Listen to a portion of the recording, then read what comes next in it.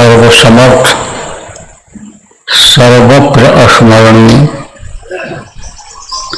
दाता दयाल दीनबंधु कृपा निधान परम पूज्य गुरु जी महाराज,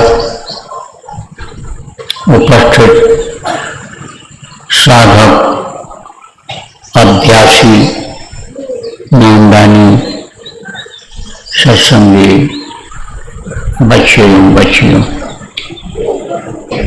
आज 10 मई 2026 प्रातःकाल के बेला आश्रम उज्जैन में ध्यान भजन के बाद ये जो अपने को कुछ कहने और सुनने का अवसर मिल रहा है, इसमें गुरु महाराज की बड़ी दया है। दया लेने की जरूरत होती है। दया वो देते हैं, सबको देते हैं, क्योंकि संत जब इस धरती पर आते हैं तो सबके लिए आते हैं, एक के लिए नहीं, सबके लिए आते हैं और सबके जीवों का कल्याण करते हैं। और जब शरीर छोड़कर चले जाते हैं तो उनके जो अपनाए हुए जीव हैं, उनके लिए वो अपने धूमधाम से, अपने लोक से, जहाँ उनका निवास है, जहाँ से वो भेजे गए जाते हैं, उतर करके फिर नीचे इधर आते हैं कुछ स्थान तक, 10वां द्वार तक, गुरुपद तक नीचे आते हैं और वहाँ से वो संभाल करते रहते हैं, अपनाए हुए जीवों का संभाल करते रहते हैं। और वक्त के जो गुरु होते हैं, जो जिनको वो आदेश दे करके जाते हैं, उनसे उनकी संभाल करवाते रहते हैं। तो दया तो बराबर देते रहते हैं, लेकिन हम लोग दया को ले नहीं पाते और उलझ जाते हैं। बहुत से लोग उलझ जाते हैं। आपको बताऊं कि जब युग बदलता है, दूसरा युग आता है, उसी हिसाब से माहौल हो जाता है। जैसे यह आपका ऋतु परिवर्तन हुआ, ऋतु माने मौसम। ठंडी जब गई और गर्मी की शुरुआत हुई तो लोग खाली एक कपड़ा, 2 कपड़ा पहनने लग गए। और जब ठंडी थी तब उस समय पर कई कपड़े पहनते थे ठंडी से बचने के लिए। ऐसे ही युग जब बदलता है तो परिवर्तन होता है, तो कोई न कोई फिर वहाँ भेजा जाता है उसके हिसाब से, कि जैसे कोई जो समझदार जानकार आदमी है वही बताएगा कि भाई अब गर्मी आ गई, अब ये स्वेटर क्यों पहने हो, गर्मी लगेगी, धमोरी हो जाएगी, जलन पैदा होगी तुम्हारे बदन में, हल्का कपड़ा पहन लो। जब ठंडी की शुरुआत होती है तब लोग कहते हैं भाई गर्म कपड़ा पहनो, गले में गौछा मफलर लपेटो कि ठंडी ना असर कर जाए, जमीन में चलने से पहले पैर में कुछ पहन लो कि जिससे ओस की ठंडी न तुम्हारे पैर में लग जाए। ये सब बात बताने वाले कोई न कोई रहते हैं, चाहे परिवार के लोग ही बताते हैं।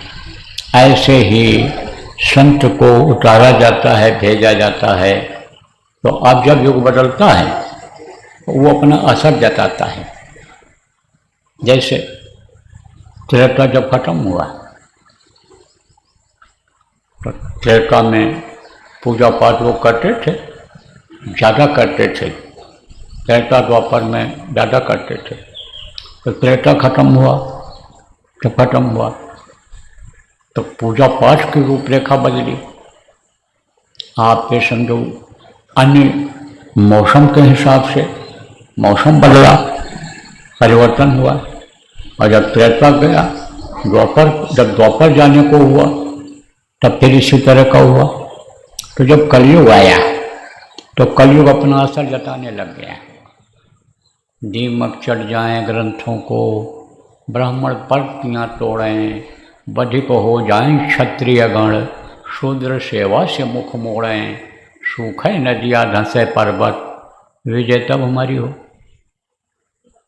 कलयुग का क्या कहना है कि ये जो वर्ण व्यवस्था बनाई गई थी, ब्राह्मण क्षत्रिय वैश्य और शूद्र, ये अपना कर्म छोड़ देंगे, जो इनको ड्यूटी मिली थी उसको नहीं करेंगे।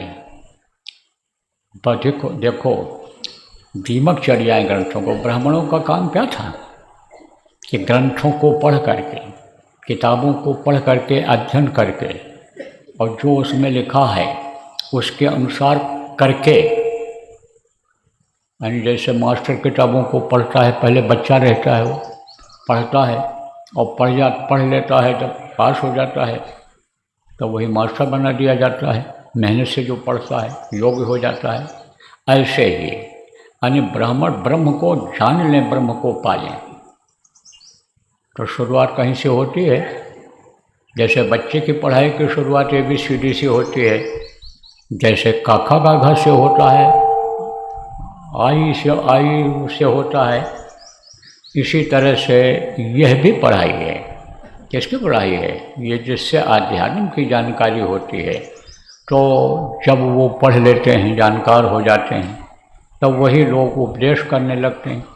तो जैसे बच्चा है कोई, पहले पढ़ता है, पढ़ाया जाता है, तब फिर वो कुछ बोलने करने लायक होता है।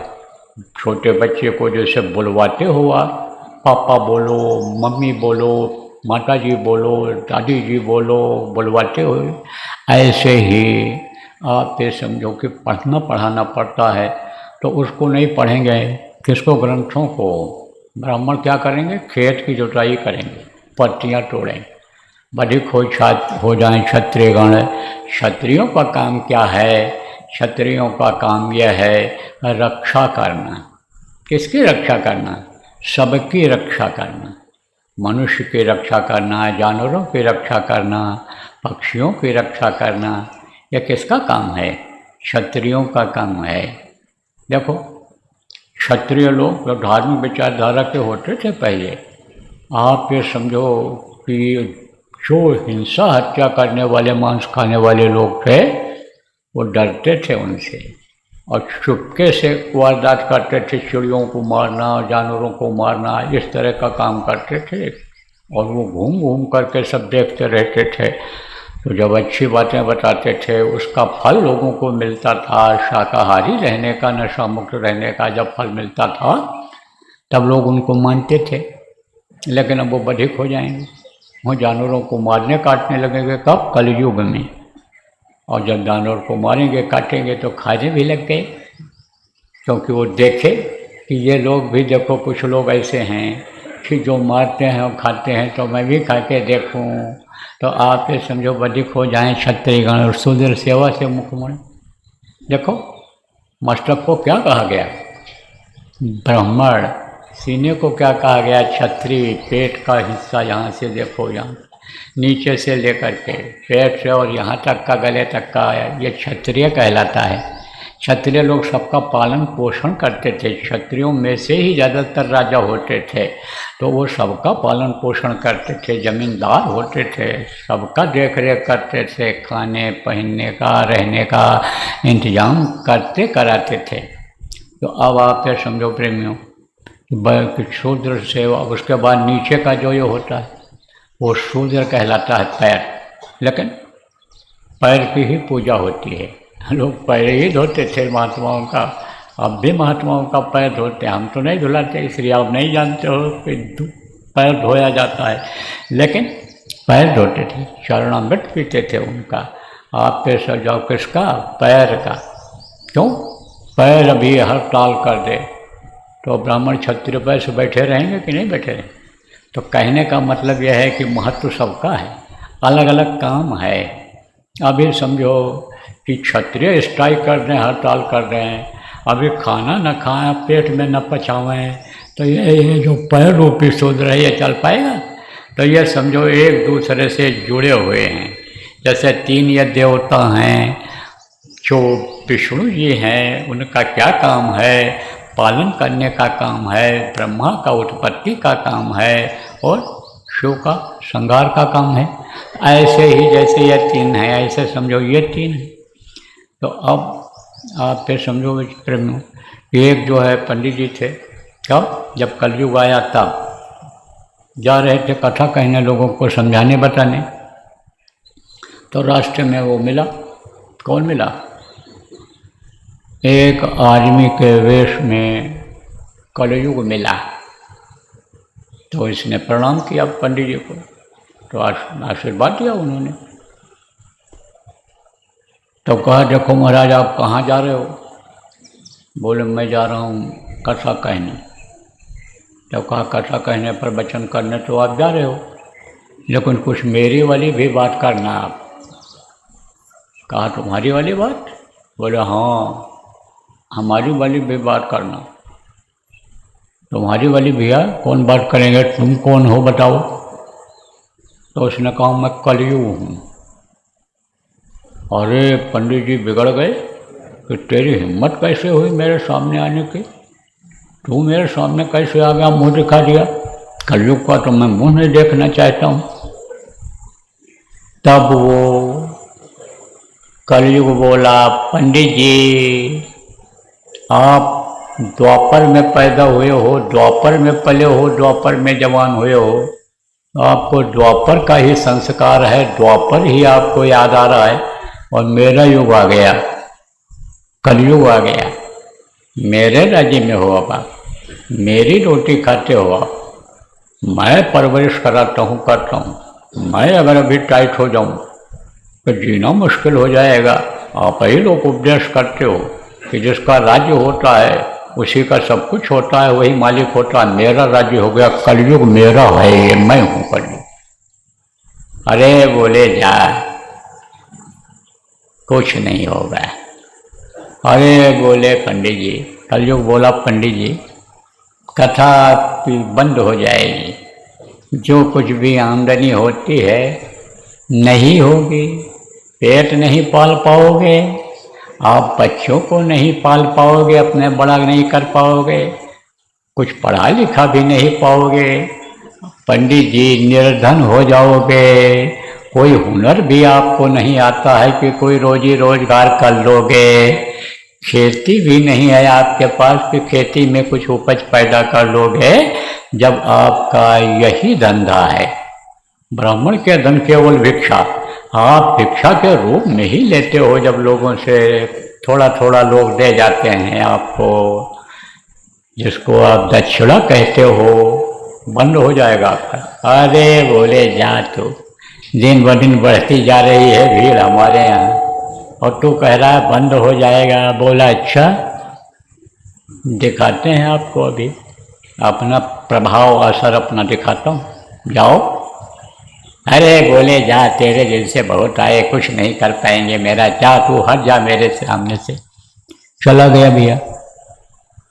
अब बैठा वहाँ गया, पीछे बैठा रहा। जब कथा समाप्त हुआ तब एक जो है टोकरी में बांस की और जो है अन्य लकड़ी की टोकरियाँ बनती थी टहनियों की पहले, उसी में रख करके और ऐसे ही जैसे फूल लगा हुआ कपड़ा हो उसके ऊपर रख करके, और जब सभा समाप्त हुई तो गया ऐसे खड़ा हो गया उसको लेकर। अब लोग देखने लग गए कि भाई ये कौन है, क्या लाया है, ये तो हमारे गांव का आदमी नहीं है, आसपास का भी नहीं दिख रहा है, कहाँ का है, ये पहचान का नहीं है। उसको लोग देखने लगे। तब बोला पंडित जी ये लो आपके लिए मैं आनी यहीं ले आया, क्योंकि कल आप गए नहीं वहाँ, हमारी दुकान पर आए नहीं। बोले भाई तुम कौन हो? अरे बोले रोज़ जाते हो हमारे यहाँ मांस खरीदने के लिए, जब यहाँ से छूटते हो, जब यहाँ से छुट्टी होती है, और रोज़ जाते हो मांस खरीदने के लिए, हमको नहीं पहचानते हो? अब सबके बीच में नहीं कहते होगे कि कैसे हम इनको कुछ कहें पूछें। ये लो पैसे फिर दे देना, कोई बात नहीं है, आपके बच्चे इंतजार कर रहे होंगे इसका, ले जाओ। और चला गया रख कर। अब पंडित जी थोड़ा सा घबराए तो, लेकिन पंडित जी को उसको छूना उठाना थोड़ा था। पंडित जी तो सात्विक थे, शाकाहारी थे, और जन्मजात शाकाहारी थे, खानदानी शाकाहारी थे। खानदानी किसको कहते हैं? बाप नहीं खाए, दादा नहीं खाए, खानदान में कोई भी नहीं खाया कि रक्त दूषित हुआ हो। तो अब आप ये समझो प्रेम कि कानाफूसी शुरू हो गई वहीं। कहाँ? सभा में, जहाँ लोग बैठे सुन रहे थे। अरे भाई, पंडित जी मांस भी खाते हैं और मांस का विरोध करते हैं, और हम लोगों को कहते हैं जानवरों पर दया करो, सबके अंदर प्रभु की अंश है, जीवात्मा है, उन पर दया करोगे तो प्रभु तुम्हारे ऊपर दया करेगा। और मारोगे, काटोगे, अगर इनको सताओगे तो तुमको भी बदला देना पड़ेगा मरने के बाद, यहाँ भी घुट घुट करके मरना पड़ेगा। तो ये इनका जो उपदेश है वो थोथा है, हाथी के दांत है, खाने का अलग दिखाने का अलग है। अब फैसला किया कुछ ने, नौजवानों ने पहले फैसला ले लिया कि नहीं आएंगे अब इनके यहाँ, इनके पास आएंगे तो कहीं ये भी ना आदत खराब कर दें। संघ का दोष लगता है, दोष लगेगा भैया यहाँ आने में। अब संख्या कम हो गई, संख्या कम हो गई। फिर दूसरे दिन कुछ लोग आए, और जब पंडित जी का प्रवचन खत्म हुआ तो एक कपड़े में लपेट करके एक बोतल लाया, खड़ा हुआ लेकर। बोले भाई तू कौन है, तू क्यों आता है मेरे पास, कौन आदमी है?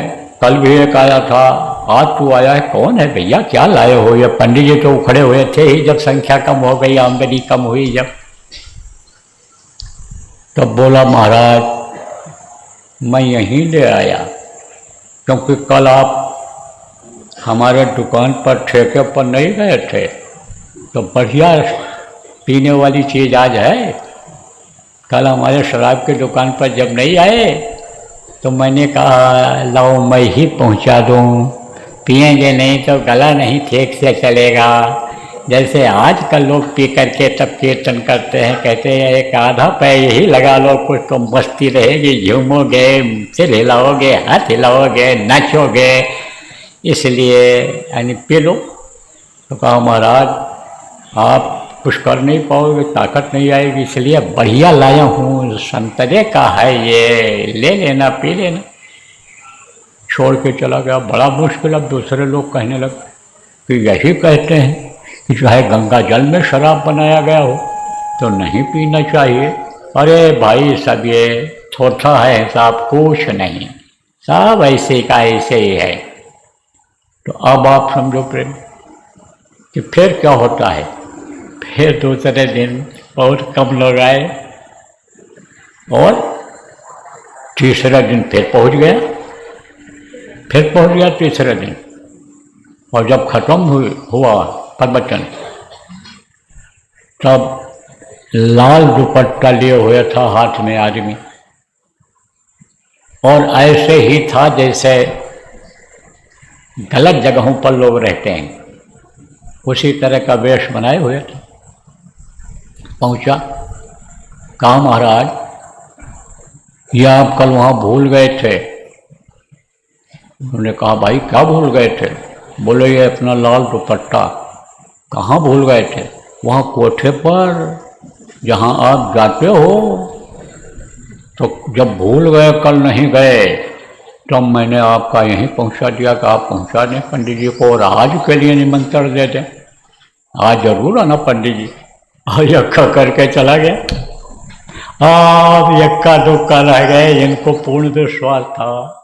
जैसे आप ये समझो कि हजरत निजामुद्दीन का चेले थे, सब सटक गए थे, केवल एक रह गया था। तो वही उसी तरह से एक आध ऐसे रह गए। और पंडित जी सोचे भाई लगता है कलयुग ने दांव मार दिया। यह सब कलयुग का ही खेल है, क्योंकि कलयुग में ही बहुरूपिया होंगे, और बहुरूपिया इस तरह का करते हैं। तो बहुरुपया कलयुग में ही ये सब, कलयुग ही ये सब करा रहा है। सोचने लगे क्या करें क्या न करें, क्या करें न करें, कैसे करें क्या करें। तब फिर जब चौथे दिन आने लगे, तब फिर नहीं 2-4 दिन जब और बीता तो थोड़े बहुत आते थे, थोड़े बहुत को सुना देते थे पंडित जी, मन नहीं लगता था। और फिर आमदनी कम हो गई तो कहते हैं कि पैसे की कमी हो जाती है तो आदमी परेशान हो जाता है। आप समझो शरीर में रोग हो जाता है तो परेशान हो जाता है, समस्याएं आ जाती हैं तो परेशान हो जाता है, तो परेशान होना लाजमी है।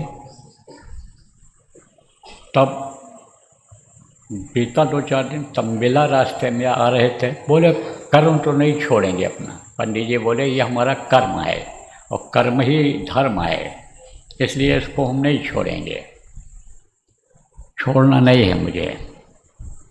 बच्चों की परवरिश करने की जिम्मेदारी है, कुछ जो मिलता रहेगा, जो वो प्रभु देता ही रहेगा, उस पर ज़्यादा विश्वास बढ़ा। क्योंकि धन की आमदनी जब ज़्यादा होने लगती है तब भगवान को लोग भूलने लग जाते हैं, मान सम्मान इज्जत बढ़ जाती है तो भूलने लग जाते हैं, शरीर में बल आ जाता है तो लोग भूलने लग जाते हैं।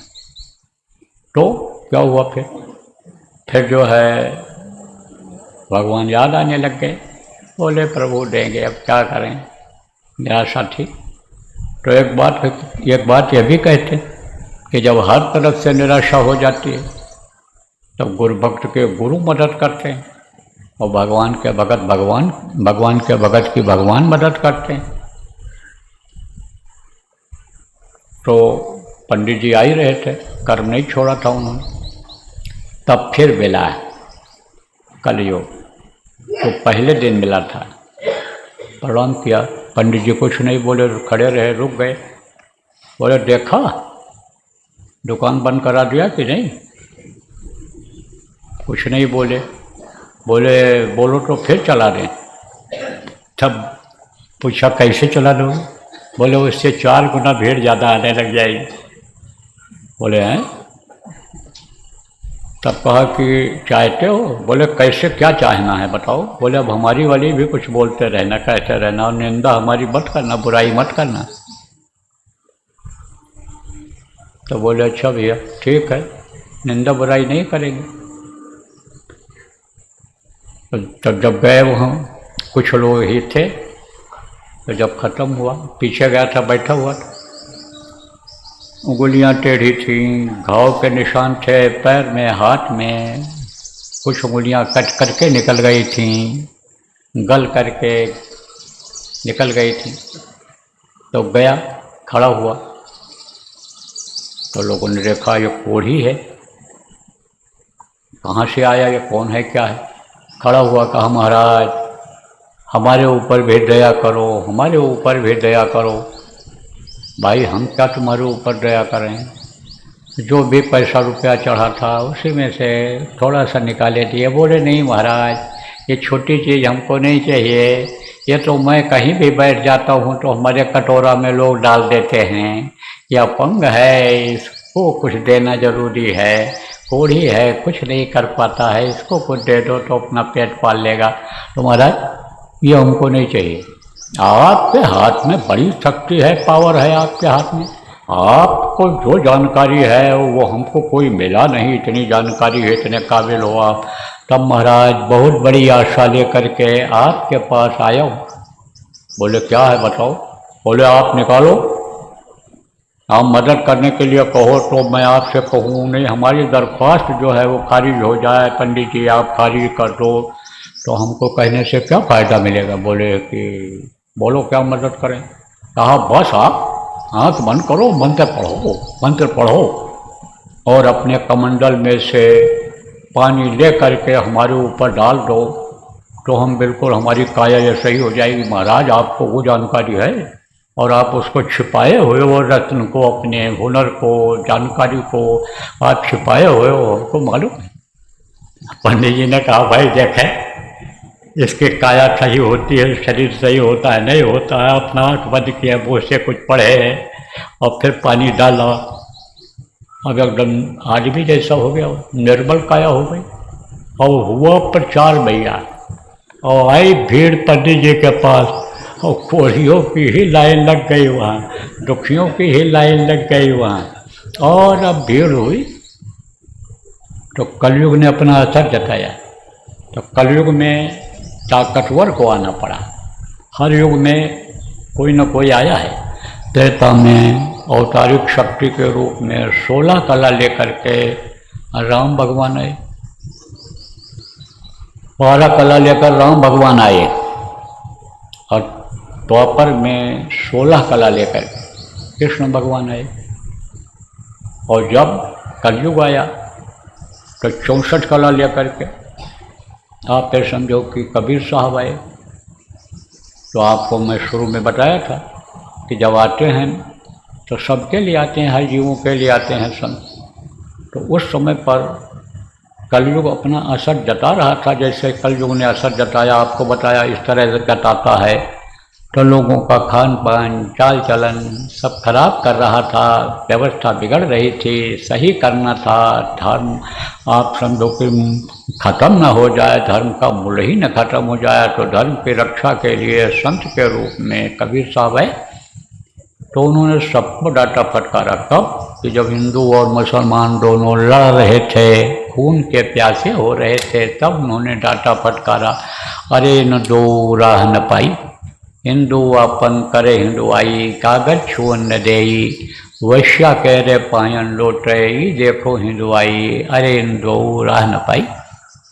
मुसलमान के पीरौलिया मुर्गी मुर्गा खाई, खाला केरी बेटी ब्याहें, घर में करे सगाई, अरे इन दो राह न पाई। समझाया और कहा कि देखो यह आडंबर में मत फंसो, बाहरी पूजा से तुम्हारी रूह की नजात, तुम्हारी रूह को नजात नहीं मिल पाएगी, निजात नहीं मिल पाएगी, ये को मुक्ति मोक्ष नहीं मिलेगा, जन्म जन्म के लिए लौटना पड़ेगा तुमको, जन्म जन्मांतर के लिए फंस जाओगे। आपको जो मैं बताता हूँ वो उपाय करो। आप पोथी पढ़ जग मुआ पंडित भयानक होए, और 2.5 अक्षर प्रेम से पढ़े से पंडित हो। तो 2.5 अक्षर ये बताना शुरू किया, क्या कि जो हमको आपको मिला गुरु महाराज ने बताया, उनके जाने के बाद उनके ही हुक्म से मैंने आपको बताया। यही है 2.5 अक्षर शब्द, सा और अडब्बा और 10 शब्द, यह है 2.5 अक्षर। तो यह जो ध्वन्यात्मक नाम आपको बताया, नामदान कर दिया गया तो बताया गया यह सुनने वाला नाम है, कहने वाला नाम नहीं है, यही है 2.5 अक्षर। अब इसको अगर प्रेम से जपो आप, 2.5 अक्षर प्रेम पढ़े सो पंडित होए।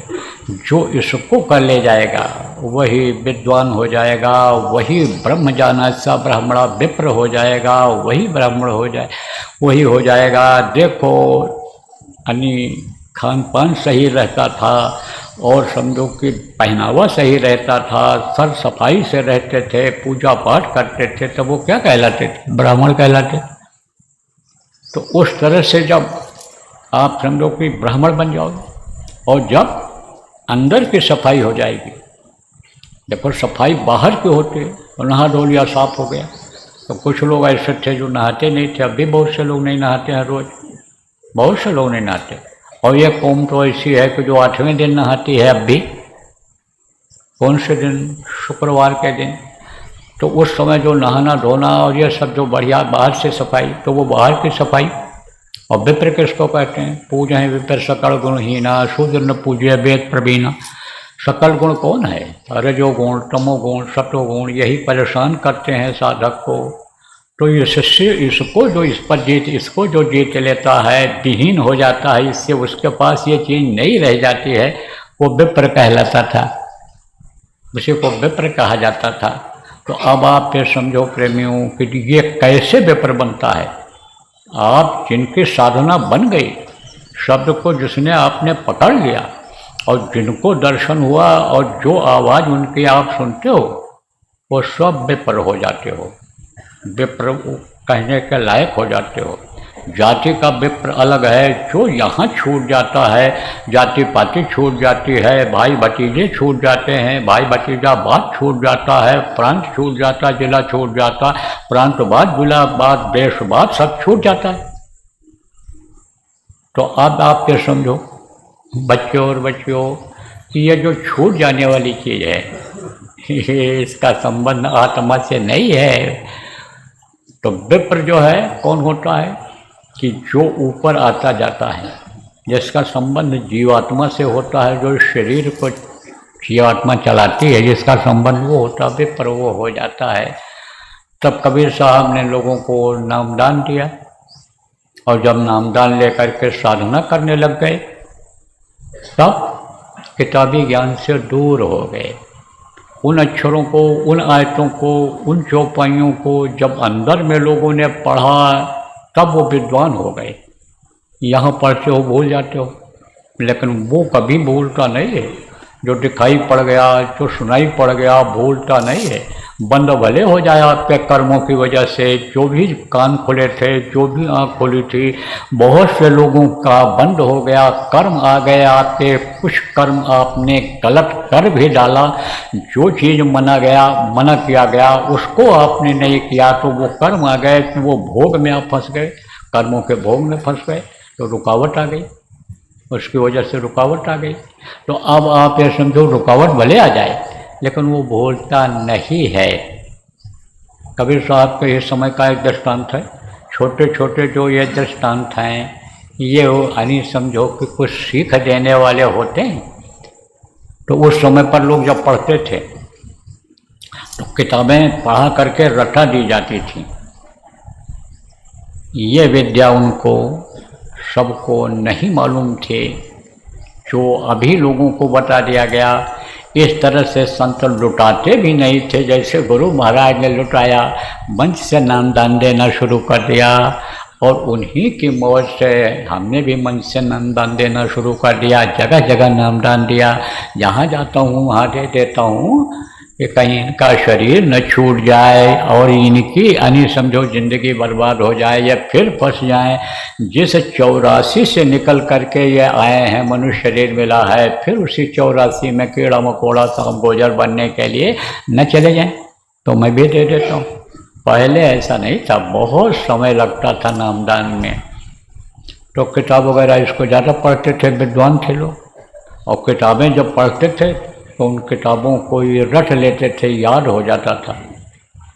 तो जब शास्त्रार्थ करते थे कहीं तो उन किताबों की चीज़ें वो याद करते थे। इसमें ये लिखा, इसमें ये लिखा, इसमें ये लिखा, इसमें ये लिखा है, इसका उसका उसको खोल करके पोथी को दिखाते भी थे। कहते थे तुम गलत कर रहे हो।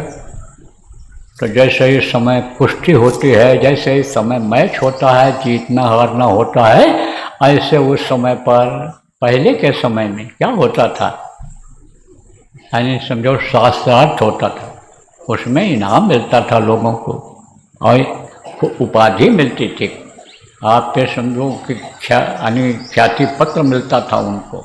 जैसे भारत रत्न मिल गया, कहीं भी दिखाओ गया तो आपको सुविधा मिलेगी।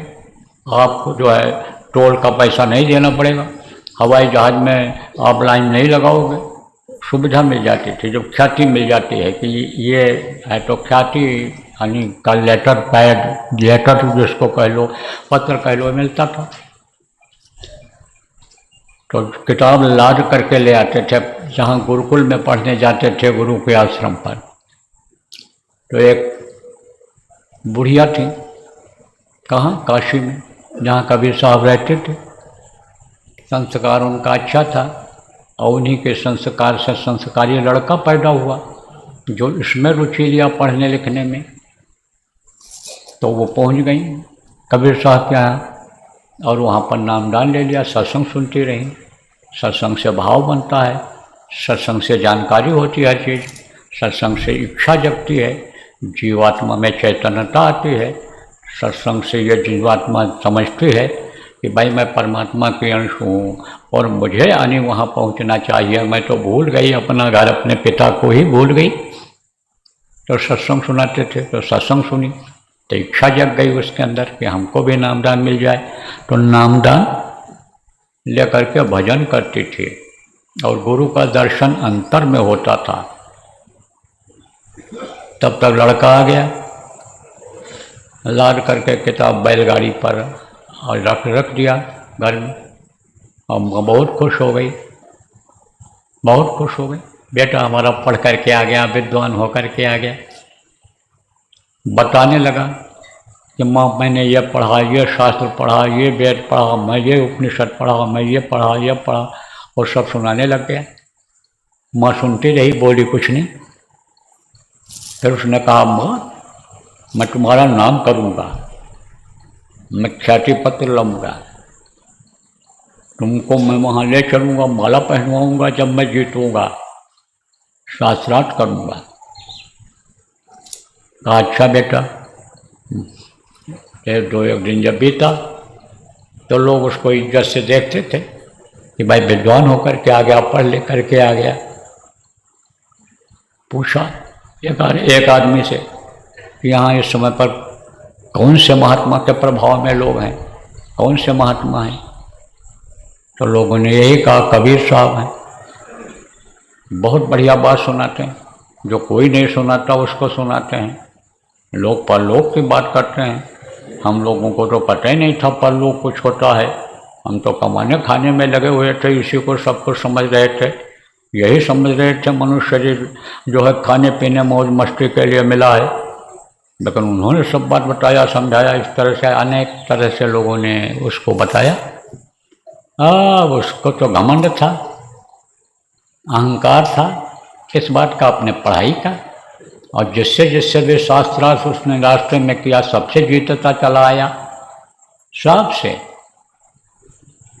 रास्ते में रुकता हुआ आया ना, दूर था तो कितना चलता, दिन भर में बैलगाड़ी कितना चलती, तो रुक जाता था जहाँ। और जहाँ भी पता करता था विद्वान आए हैं, विद्वान आए पता लगता था, तो वहाँ के विद्वान लोग आते थे, शास्त्रार्थ होता था, यानी सवाल जवाब होता था। जीतता चलाया तो उसको अहंकार हो गया था। तो कहा गया कराया सब गया, जब आया अहंकार। तो अहंकार ही पतन की तरफ ले जाता है आदमी, तो अहंकारी हो गया। कहा कबीर साहब को भी परास्त करके आता हूँ, हारा करके आता हूँ। माँ से कहा माँ हमको आशीर्वाद दो, पैर छुआ।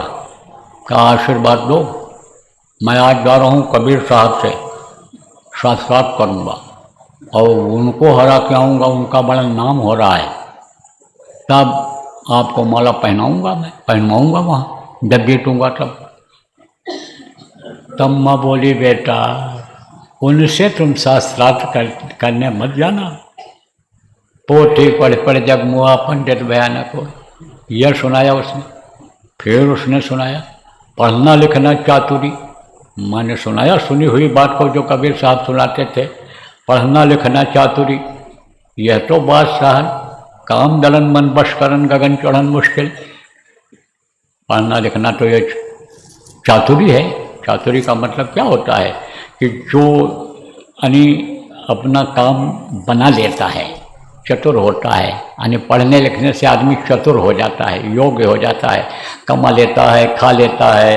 अब आजकल की चतुराई तो लोग कैसे करते हैं, ठगी कर लेते हैं और समझो कि परेशान कर देते हैं लोगों को, कहते बड़े दिमागी हैं, चतुर हैं वो। लेकिन चतुर का मतलब ये होता है, चातुर्य मतलब ये होता है कि अपना काम बना ले।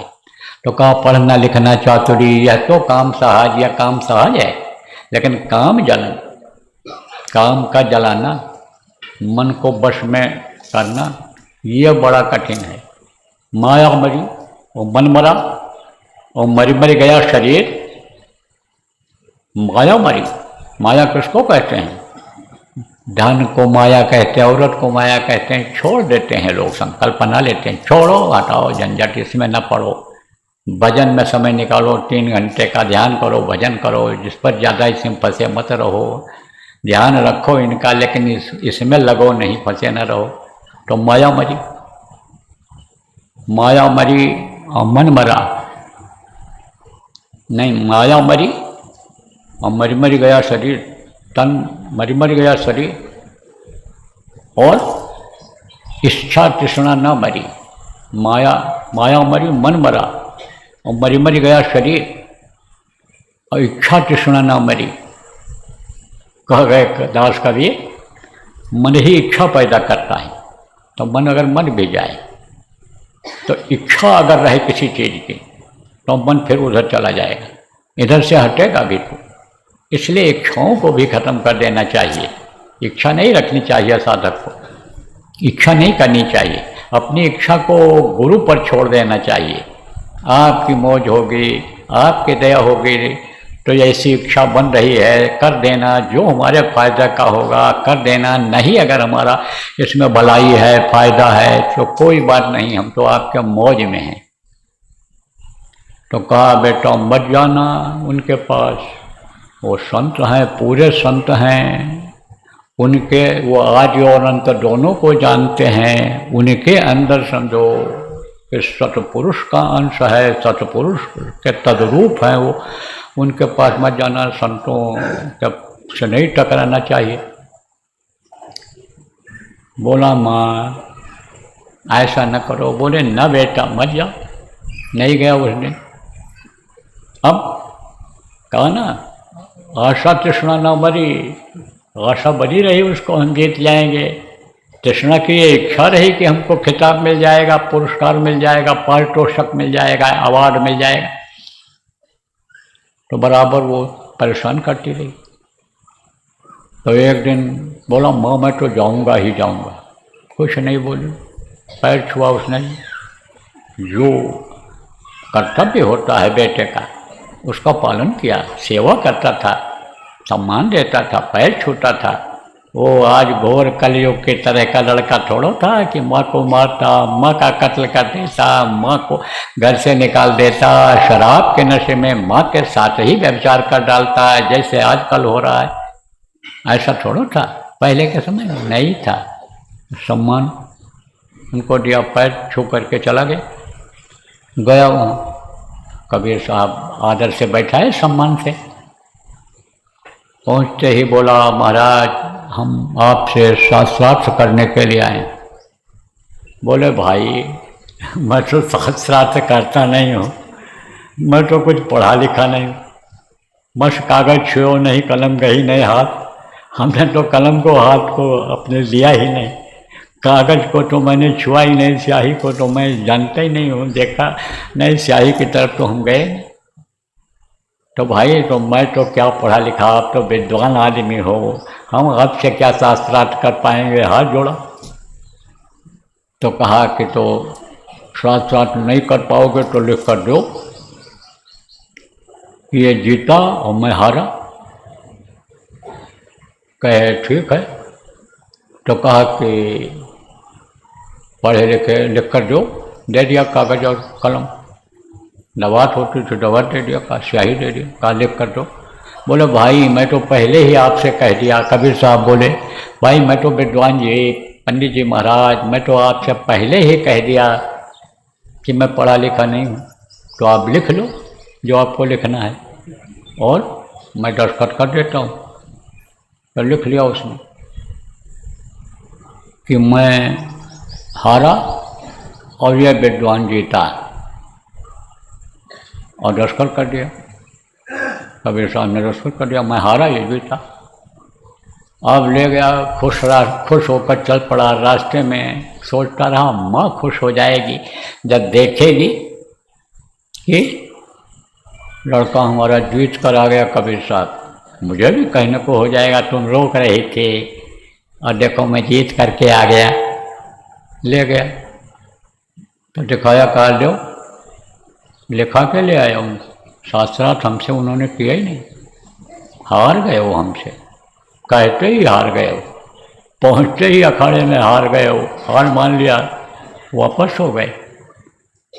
तब कहा क्या लिखा है, पढ़ो बेटा। मैं तो कुछ पढ़ी नहीं। तब पढ़ा, तब उसमें पढ़ता है कि मैं जीता और यह हारा। कहा क्या लिखा है बेटा? कहा माँ इसमें तो लिखा है कि मैं जीता और ये विद्वान हार गया। तो कहा वहाँ क्या लिखा था? कहा वहाँ तो मैंने ही लिखा था, उन्होंने तो खाली दस्तखत किया था। बोले हम पढ़े लिखे नहीं हैं, तो वहाँ तो खाली दस्तखत ही किया था। तो बोले तो हम मोमोस कराई कि मुँह खोएं बात चाल पंग चढ़ाई गिर वर्ग है। वो ताकत संतों में होती है कि गूंगा बोलने लगता है। और आप फिर समझो प्रेमियों, फकीरों में भी ये होता है, जो फकीर हुए हैं, जैसे आपके निजामुद्दीन औलिया थे, आप फिर समझो उनके पास वो गए थे, और सूखा पेड़ को हरा कर दिया, और फिर उन्होंने फिर उसको सूखा कर दिया, दिखाने के लिए सूखे पेड़ के पास बैठे हुए थे। ऐसे ही वो भी सारे गुण होते हैं उसमें, जो ज़रूरत का होता है उसको वैसा कर देते हैं। उसको अपना पावर दिखाने के लिए निजामुद्दीन औलिया फिर पेड़ को उसने हरा किया कि हरा कर दें, ये सूखे पेड़ के सहारा लेकर क्यों बैठे हुए हैं। कौन वो आपके, कौन निजामुद्दीन औलिया नहीं, उनका नाम है, देखो आपके अजमेर शरीफ में जो हैं, आप समझो ख्वाजा जिनको कहते हैं, उनकी बात है ये, उनकी यानी समझो उनका इतिहास है। फिर हरा कर दिया, फिर सुखवा दिया उन्होंने। तो मैं तो जानती थी संतों की महिमा, संतों का खेल, संतों की लीला। तब बोली कि तो इसमें तो तुम हार गए। बोला हार कैसे हो जाएगी हमारी, जब वो हार गए। तब बोले कि बोली तो तू फिर चला जा, जीत चले भैया। अब मेरे को विश्वास हो गया कि जीत नहीं सकता है, इसका मान मर्दन करना जरूरी। मान मर्दन का मतलब क्या होता है, अहंकार खत्म करना जरूरी है, नहीं तो वही इसके विनाश का कारण बन जाएगा, रोटी रोजी में इसके बाधा डाल देगा। माँ का हृदय जो है बिल्कुल निर्मल होता है, कोमल होता है, जैसे संतों का हृदय निर्मल कोमल होता है, संत हृदय नवनीत समाना, ऐसे माँ का होता है। तो माँ ने फिर भेजा, कहा फिर जाओ बेटा, चले जाओ। फिर गए, कहा ये तो उल्टा कैसे हो गया। अरे बोले तुम्ही ने तो लिखा था, कबीर साहब बोले आप ही ने तो लिखा था, ये हम तो लिखे भी नहीं थे, खाली दस्तखत किए थे, आप ही तो लिखे थे, हम कहाँ लिखे थे। बोले तो हम फिर लिखते हैं, फिर वही लिखे, और फिर उन्होंने दस्तखत कर दिया। जब लौट करके आए फिर दिखाया, माँ ने कहा पढ़ो, फिर वही निकला, मैं जीता तुम्हारा।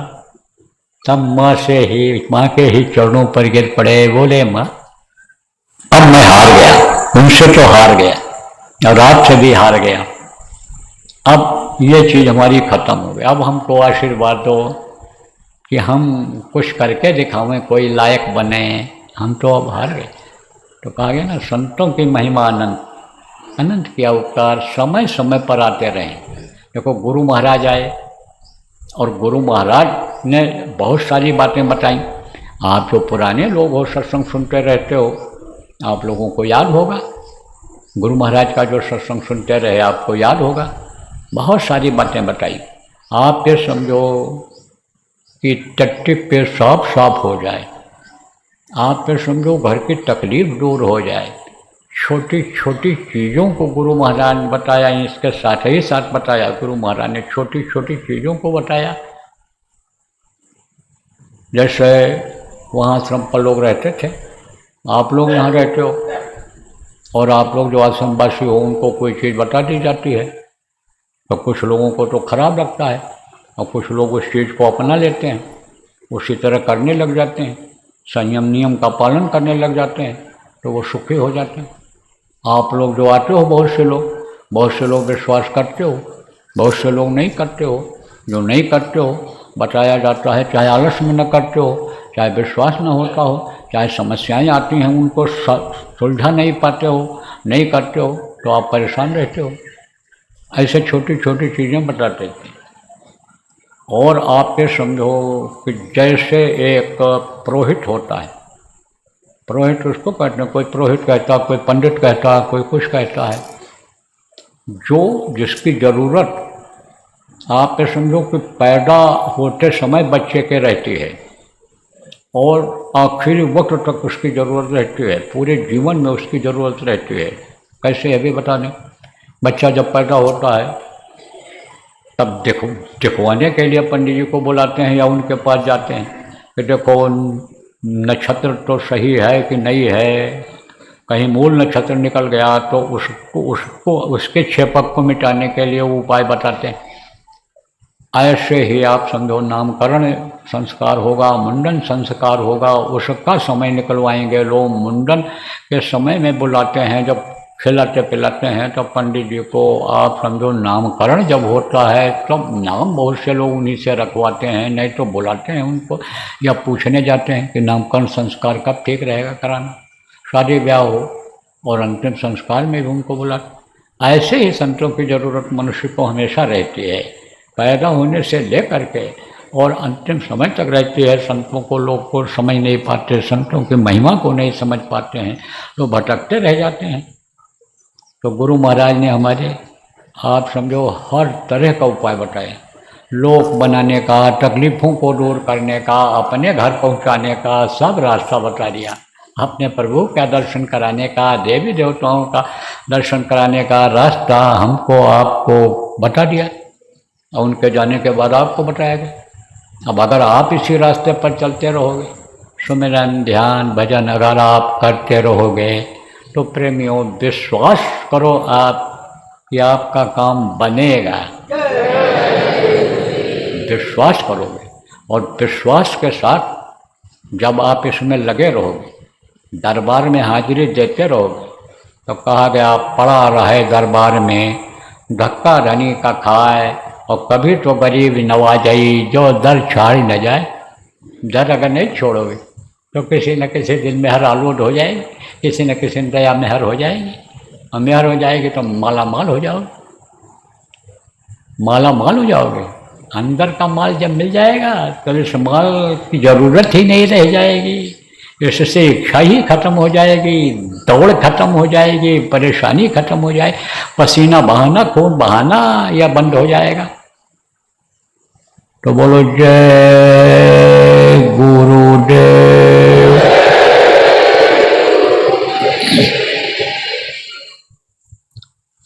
मेहर की नजर करो मेरी ओर, मेहर की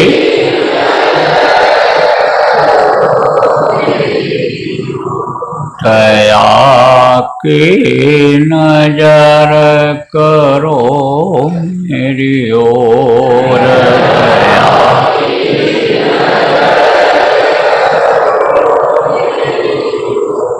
निष्ठिन तुम्हें निहारूं सतगुरु,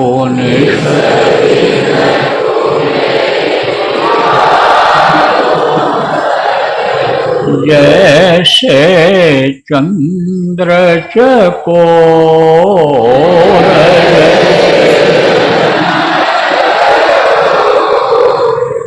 दया की नजर करो मेरी ओर,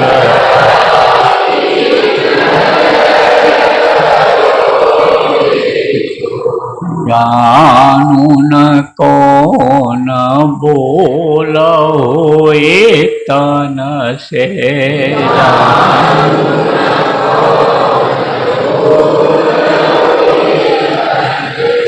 यो हमसे मुख मोड़,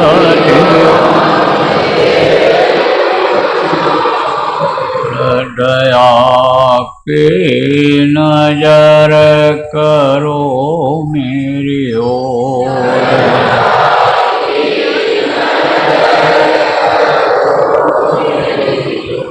बालक जानी शोक विसराओ,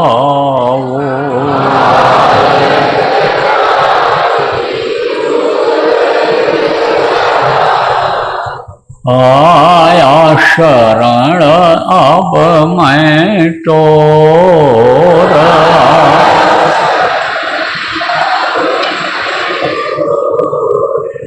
दया की नजर करो मेरी ओर,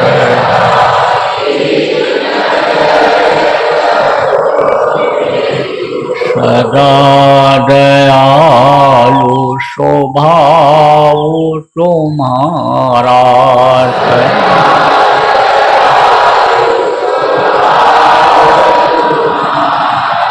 मेरी बेरिया कस भयऊ कठोर में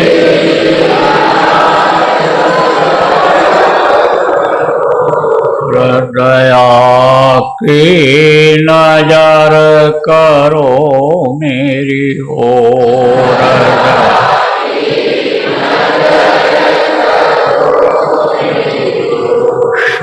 शरणागत की लाज न राखो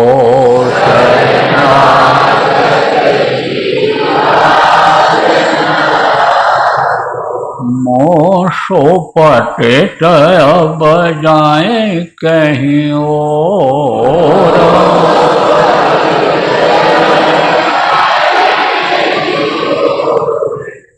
दया की नजर करो मेरी ओर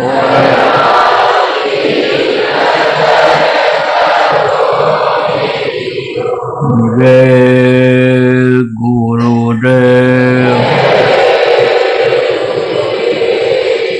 जय गुरुदेव जय गुरुदेव जय गुरुदेव जय जय गुरुदेव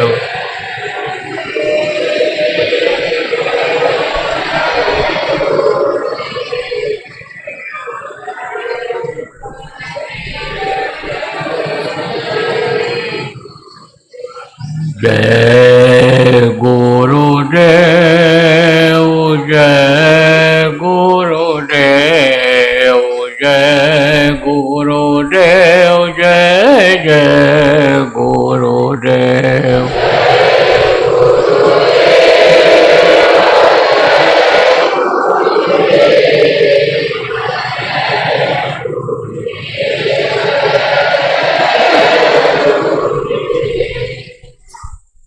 देखो प्रेमियों, जिनको साधना में दिक्कत आ रही है उनको पूछने और चिट्ठी लिखने की जरूरत नहीं है।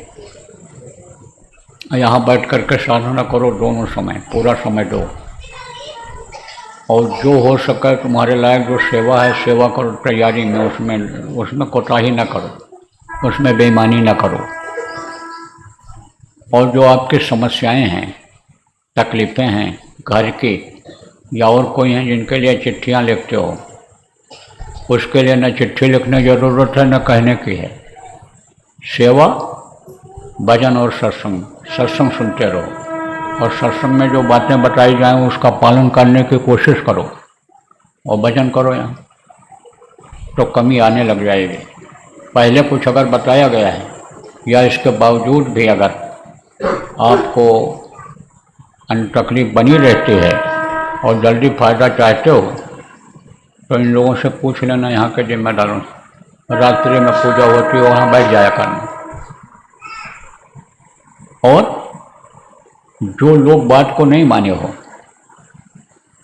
और अब पश्चाताप कर रहे हो कि बात को मैं नहीं माना आपकी, और जब उस बात को मान लिया तो अब हमको कुछ फ़ायदा लाभ हो रहा है, दया हो जाए, दया हो जाए, दया हो जाए, या ऐसा नहीं कर पा रहा हूँ जो आपने बताया। तो जब नहीं कर पा रहे हो तो जहाँ से दया मिलनी थी दया को ठुकरा दिया आपने। तो अब बताओ कि कब कैसे क्या हो सकता है। समय का तो आपने निकाल दिया, अब आपको ज़्यादा मेहनत करनी पड़ेगी तब बात बनेगी। जिससे कोई गलती बन गई है माफ़ी मांगने की जरूरत नहीं है, हमसे कुछ ना माफ़ी मांगो ना चिट्ठी लिखो। आप हमारे गुरु महाराज से माफ़ी मांगो, हमारे गुरु महाराज के भंडारे के अवसर पर आ पाए हो। अब उनके पास ये फाइल चली गई, उनके पास ये केस चला गया। जैसे नीचे के जो लोग होते हैं दफ्तरों में, वो फाइल को आगे बढ़ा देते हैं, तब बड़े अधिकारी के पास जाती है फाइल, वो उनके पास जाती है, उनसे प्रार्थना करना पड़ता। तो अवसर तो अच्छा है, मौका अच्छा है, गुरु महाराज की दया बरसेगी। अरे भंडारे में बरसेगी दया। अब उस दया के लिए जैसे कोई चीज़ ऊपर से बरसे तो मुंह को ऊपर करोगे तब वो चीज मुंह में गिरेगी। सुधा दृष्टि भय दो दल माही, जिया भाल कप निश्चित नहीं, उदाहरण मिलता है इसका। तो अब मुंह ऊपर कब करोगे, नीचे है मुंह ऊपर करोगे तब तो मुंह में गिरेगा। तो यह मुंह आपका किधर है, एक तरह से ध्यान किधर है आपका, जहाँ मुंह नीचे करोगे नज़र भी नीचे ही रहेगी, ऊपर कैसे जाएगी। जब ऊपर करोगे तो कोई चीज़ बरस भी अगर रही है तो मान लो अगर वो यानी कुआर का बादल है, एक तरह से उदाहरण देता हूँ आपको, कुआर का बादल है तो कुआर का बादल थोड़ा सा आता है और बरसता है, तो सामने ऐसे बरसता है और एक तरफ आदमी ऐसे खड़ा रहता है सूखे में, और बारिश ऐसे होती है, लाइन खींची रहती है एक तरह से जैसे। अब मान लो पानी की ज़रूरत है, भीगना है तो चला जाएगा उसमें, और भीग रहा है तो सूखे में चला जाएगा, ऐसे ही। लेकिन जब देखोगे आंखों से तब तो ऐसे ऊपर जब नज़र रहेगी तो ऐसे आगे बढ़ कर के पानी पी लोगे, ले लोगे, अमृत को ले लोगे। तो कहने का मतलब है कि इधर से ध्यान को हटाना पड़ेगा। जब भजन करो, ध्यान करो, सिमरन करो, उस वक्त पर दुनिया की तरफ से ध्यान को हटाओ और केवल उसी तरफ लगाओ, ऊपर की तरफ, जहाँ से दया आती है, जहाँ से दया बरसती है। तो बोलो जय गुरुदेव।